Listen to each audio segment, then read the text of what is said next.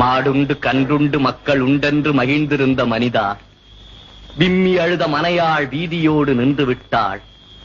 சுமந்து வந்த சுற்றம் சுடலையோடு திரும்பி விட்டார். இப்போது உனக்கு பேரங்கே, பெரிய தனமெங்கே, ஊரங்கே, உறவெங்கே? நீ எரிந்து விட்ட சாம்பல். இருந்தபோது சிம்மாசனம், இறந்த பிறகும் ஒரு மேடையா?